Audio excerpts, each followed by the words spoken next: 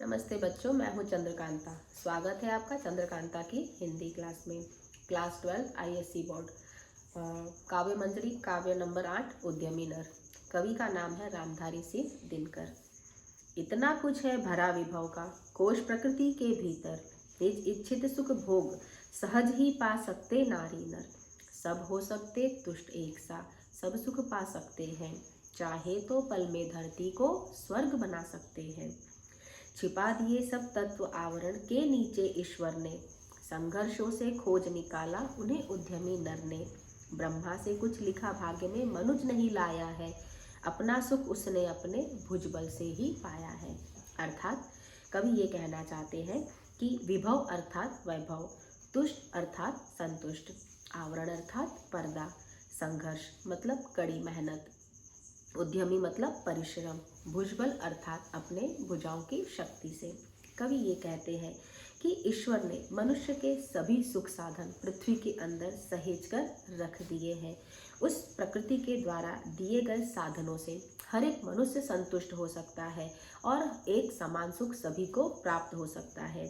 और जिस दिन सभी मनुष्य संतुष्ट हो जाएंगे तो ये मनुष्य चाहेंगे तो उसी पल ये धरती स्वर्ग बन जाएगी और सुंदर बन जाएगी। ईश्वर ने अनेक मुख्य तत्व पृथ्वी के अंदर छिपाकर रख दिए हैं और उनको उद्यमी नरों ने अपने परिश्रम से खोजकर निकाला है। मनुष्य ऊपर से ब्रह्मा से लिखवाकर कुछ भी नहीं आता है, अर्थात भाग्य जैसी कोई चीज लिखकर ब्रह्मा ने तो नहीं दी है। ये केवल इंसान के आलसी मनुष्यों के दिमाग की उपज है। जो कुछ भी सुख साधन मनुष्य इकट्ठे करता है वो सब अपने भुजाओं की शक्ति से, अपने बल से, अपने शौर्य से, अपने साहस से इकट्ठा करता है, अर्थात परिश्रम करके वह अपने लिए धन धान्य प्राप्त करता है। प्रकृति नहीं डरकर झुकती है कभी भाग्य के बल से, सदा हारती वह मनुष्य के उद्यम से, श्रम जल से। ब्रह्मा का अभिलेख पढ़ा करते निरुद्यमी प्राणी, धोते वीर कुअंक भाल का, बहा भ्रुवों से पानी। भाग्यवाद आवरण पाप का और शस्त्र शोषण का, जिसमें रखता दबा एक जन से भाग दूसरे जन का। पूछो किसी भाग्यवादी से यदि विधि अंक प्रबल है, पद पर क्यों देती न स्वयं, वसुधा निज रत्न उगल है।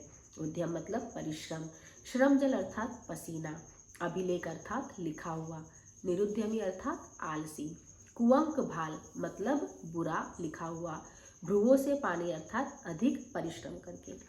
प्रस्तुत पंक्ति का मीनिंग समझाते हुए कवि कहते हैं कि किसी का भाग्य देखकर कभी पृथ्वी नहीं झुकी है, वह तो केवल मनुष्य कठिन परिश्रम और पसीने के आगे ही झुक जाती है, हार मान लेती है। अर्थात परिश्रमी मनुष्य ही अपने परिश्रम से धरती से अपनी मनचाही वस्तु ले सकते हैं। जो परिश्रम नहीं करते हैं भाग्य का रोना केवल वे ही लोग रोते हैं, लेकिन परिश्रमी मनुष्य अपने बुरे भाग्य को भी अपने श्रम के बल से बदल देते हैं, अर्थात वे सब कुछ अच्छा करने का साहस रखते हैं। भाग्यवाद तो पाप का आवरण होता है और शस्त्र मनुष्य से दूसरे मनुष्य का शोषण करवाते हैं। कवि कहते हैं कि हम किसी भाग्यवादी मनुष्य से अगर यह पूछें कि उसके भाग्य में क्या लिखा है तो यह पृथ्वी अपने आप अपने अंदर रखे रत्नों को उगलकर बाहर क्यों नहीं निकाल देती है, उन्हें प्राप्त करने के लिए परिश्रम क्यों करना पड़ता है। उपजाता क्यों विभव प्रकृति को सींच सींच वह जल से, क्यों न उठा लेता निज संचित कोश भाग्य के बल से। और भोगता एक मनुज संचित करता है अर्थ पाप के बल से, और भोगता उसे दूसरा भाग्यवाद के छल से। नर समाज का भाग्य एक है, वह श्रम वह भुजबल है, जिसके सम्मुख झुकी हुई पृथ्वी विनीत नभ जल है।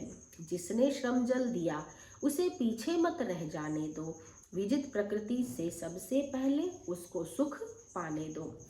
कवि कहते हैं कि भाग्य प्रबल नहीं होता बल्कि मनुष्य का परिश्रम प्रबल होता है। धरती को जल से सींचकर मनुष्य उससे धन धान्य उत्पन्न करता है। यदि भाग्य की प्रबलता होती तो क्या बिना परिश्रम किए ही मनुष्य पृथ्वी से सब धन संपदा न प्राप्त कर लेता, अर्थात ऐसा संभव नहीं है।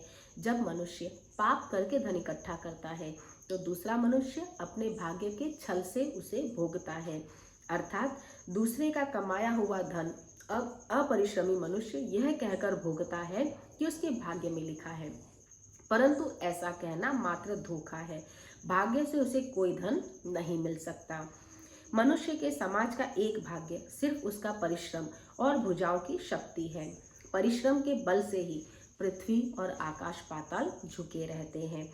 जिस मनुष्य ने अपने परिश्रम से पृथ्वी को जीता है, अर्थात अपने परिश्रम से सभी सुख साधन एकत्र किए हैं, उन पर सर्वप्रथम उसी का अधिकार है। उसे उन्हें प्राप्त करने दो।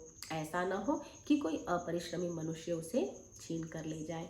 कहने का भाव ये है कि कवि ये कहते हैं कि जो अपना पसीना बहाता है, उस संपत्ति पर उसी का पहला अधिकार हो जाता है।